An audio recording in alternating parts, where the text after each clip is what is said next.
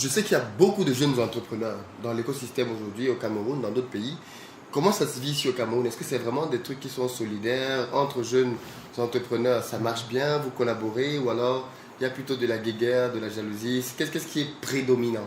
Alors, je ne peux pas parler de tout l'écosystème parce que je ne connais pas tout l'écosystème. Okay. Mais je connais quand même certains acteurs, je connais des personnes qui ont eu à réaliser de très grandes choses pour lesquelles j'ai énormément d'admiration. Mais ce que je peux apprécier, je vais commencer par là, c'est que les jeunes au Cameroun sont hyper innovants. C'est chaque jour où tu vois quelque chose de magnifique que les gens font. Tu te dis waouh, ils arrivent à faire ça avec si peu, ils arrivent à arriver à tel résultat avec si peu. Ouais. C'est quelque chose vraiment qui fait plaisir. Et même au niveau de la diaspora, vous voyez des Camerounais de la diaspora qui sont aux États-Unis, qui sont en Italie, qui sont en Allemagne, qui font des choses qui te donnent l'envie d'y croire, de continuer d'y croire.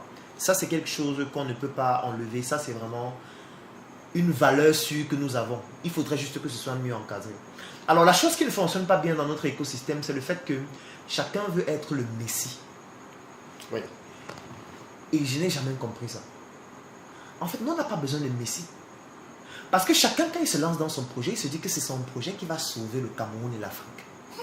C'est son projet qui est le meilleur, qui est le plus innovant, qui est le seul qu'on doit soutenir.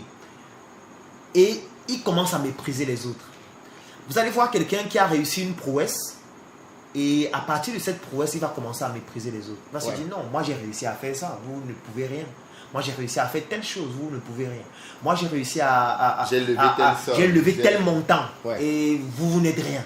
Moi j'ai été aux États-Unis, j'ai rencontré des investisseurs américains, ils m'ont fait confiance, ils m'ont donné tel montant, vous êtes les entrepreneurs de Ndokoti. Mais en fait, ça témoigne parfois de l'ignorance même que les gens ont, du fait qu'on ne peut pas s'en sortir en étant seul. Moi ça m'a pris 5 ans pour comprendre ça. Moi je ne veux pas qu'un jeune, peut-être plus jeune que moi, mette aussi 5 ans pour comprendre qu'il est impossible de s'en sortir dans l'entrepreneuriat si tu avances seul. Tu ne peux pas faire sans les autres. Donc le plus gros problème de notre écosystème, c'est que les gens se messianisent, les gens veulent devenir les messies, et les gens refusent donc de collaborer en ayant une humilité intellectuelle pour reconnaître que nous sommes tous ignorants, mais pas des mêmes choses. Et que je peux apprendre de l'autre, même s'il est plus jeune que moi. Je peux apprendre de l'autre, même si j'ai plus d'expérience que lui. Même si j'ai plus d'années d'expérimentation en entrepreneuriat que lui.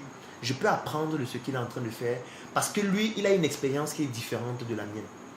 Donc, il y a ce gros problème-là qui fait en sorte que non seulement il y a le conflit de génération, les entrepreneurs plus âgés qui sont déconnectés de notre réalité. Et ça m'offusque beaucoup de voir des jeunes Camerounais qui quittent le Cameroun et qui partent au Nigeria pour faire des concours pour gagner 2 millions. Donc, il y a des Camerounais qui prennent la pirogue, ils partent au Nigeria. Ils font un concours qui est organisé par un très grand panafricaniste aussi que j'apprécie beaucoup. Qu'on connaît tous. Oui, qu'on connaît tous. Et pour avoir 2 millions, 3 millions, 4 millions, ce n'est pas mauvais.